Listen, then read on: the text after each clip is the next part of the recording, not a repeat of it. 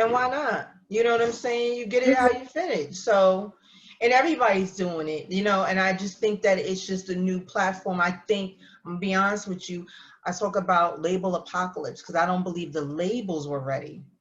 No. Social media. No. And COVID made Instagram like the new TV, the new everything. The new club, everything. That's Yeah. be nice. Kim knows. Yep. Even He set it Zoom. off.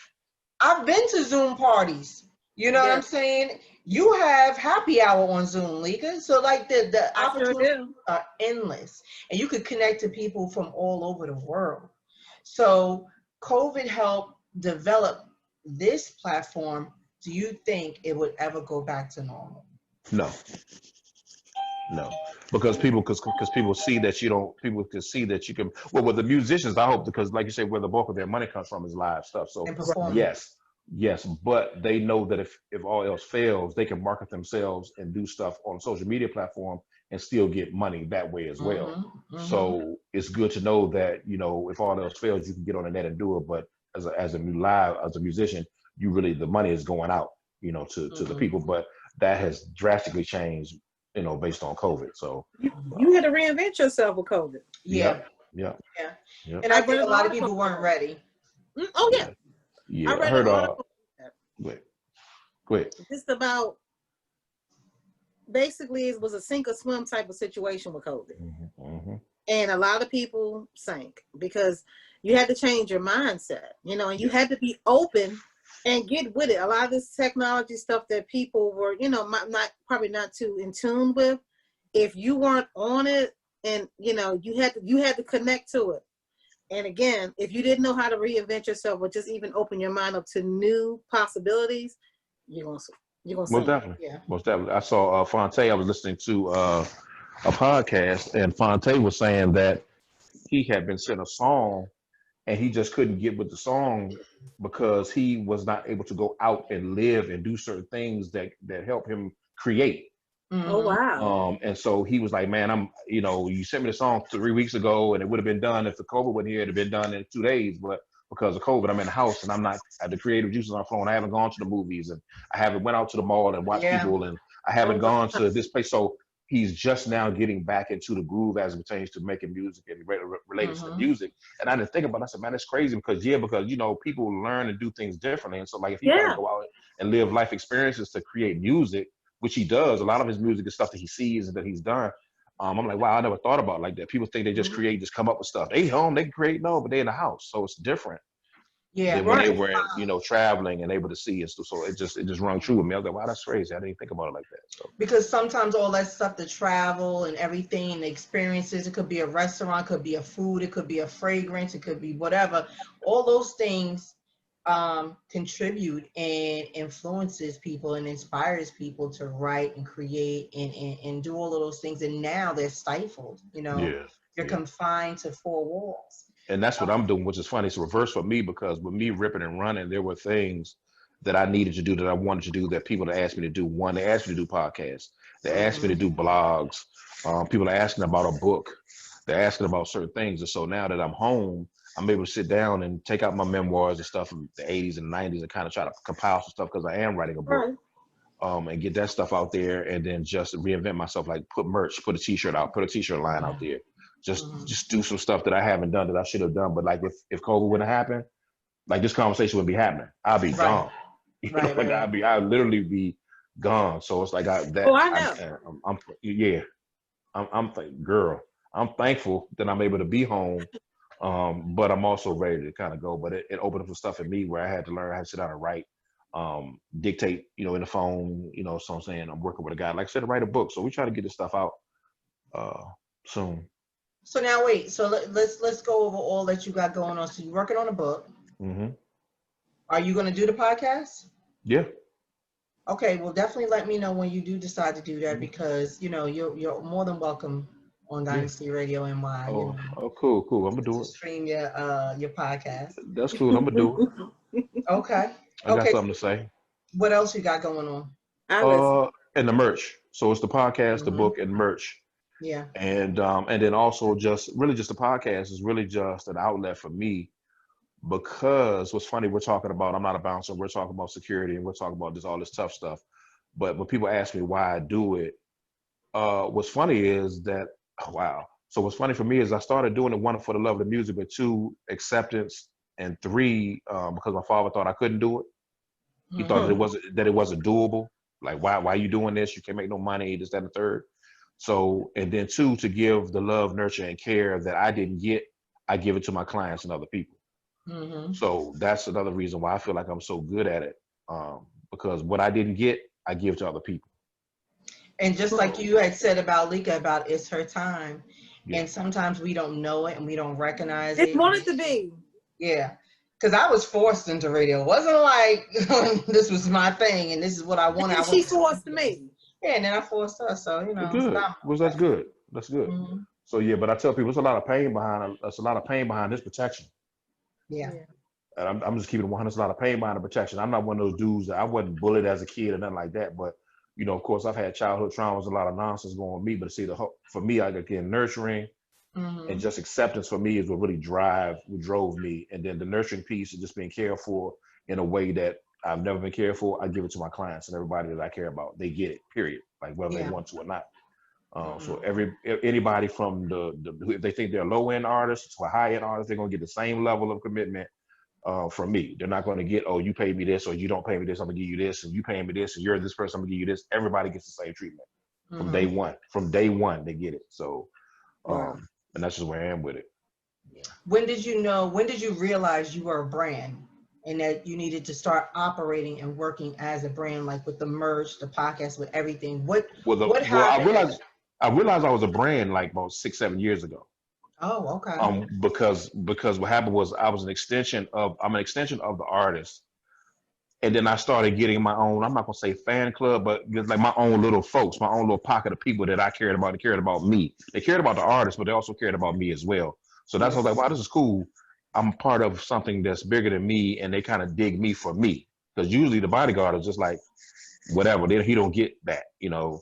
But I got like a different level of love from the folks that I work with and for. But the branding piece came when COVID hit. And I was like, man, one, I'm not gigging. But two, I need to get something out there. And three, hey, they'll buy it. Because they buy any other stuff, they'll buy it. Like my man told me, he's like, man, look, put it out there, make your price point, and let it sit there, and they'll buy it. Like, don't even worry about it costs too much. Because if they buy Gucci and all that BS, they'll buy one of your shirts. He said, and then that just makes you work harder. You got to put it on the right person to get you where you need to go. You know, the whole thing. So you got enough people you work with, and friends and family that you put it on the right person, your shirt gonna go, you know, whatever. So I started doing that. But I think I've been a brand like 5-6 years ago, when people were just like coming at me differently, you know. Yeah. I was like, okay, cool. Because when I first started, I thought everybody liked me for me, and they didn't. You know what I'm saying? I was taking advantage of it, and I was like doing crazy stuff.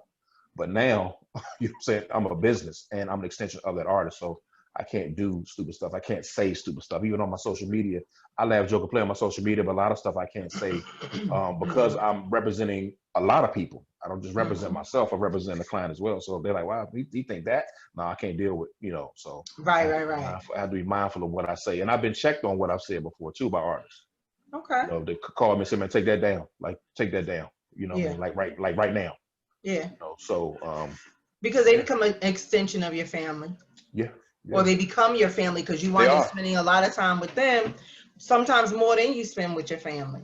I have been literally cussed out and told to get myself together. I'm a grown man, get it together by artists before, like really doing like. But if they didn't do that, then I would, you know, they don't care about you. When somebody don't let you go and do stupid stuff, then they don't care about you. This particular one, they're like, man, you a grown ass man, excuse my language.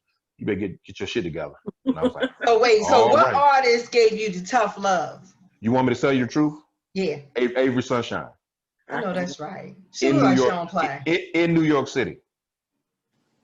Wore me out, but guess what though? I took it. I had to take it because it's out of love. It's love and respect, and I love and respect her for doing that because she didn't have to. She could have fired me because she like, I ain't dealing with you. I ain't dealing with you, man. Get out of here. Get out my camp. But she told me, hey man, listen, you a grown man. Just tighten up, man, and get your shit together.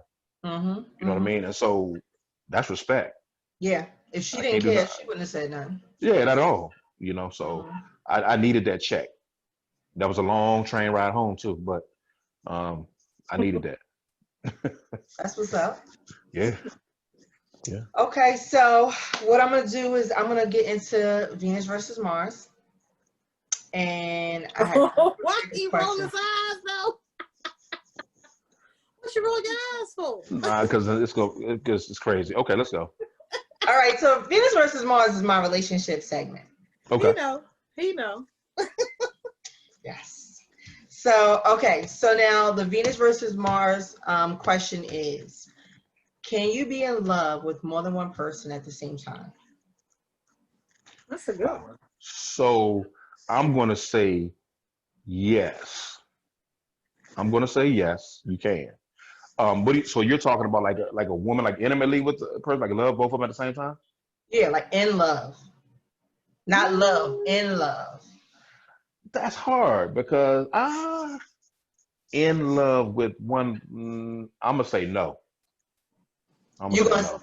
do you say you can love somebody and be in love with someone else? Yes, because I could love somebody for what they do for me. I could love you for how you care about me if you make sure I got certain things or make sure that I'm cool and check on me or whatever. And I love you for that, and I love you.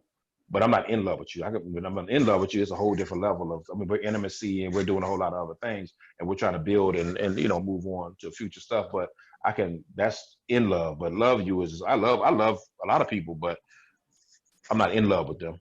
Mm-hmm. You know what I Do you mean? So do you think being in love comes around a lot? Because no, sometimes not for people are in me. love every other week. Not for me because I know who I am and I know what I need. Mm-hmm. So if love comes around that something that off for me, something wrong with me. If Right. it there's something wrong. I mean, I'm True. just tripping. It's the truth. I'm Mm-hmm. tripping. But no, it doesn't come that because I know what I want. I know what floats my boat. And Mm-hmm. yeah, nah. For me to say I love something, I mean that because and with me losing a lot of people in my life, my words I mean what I say.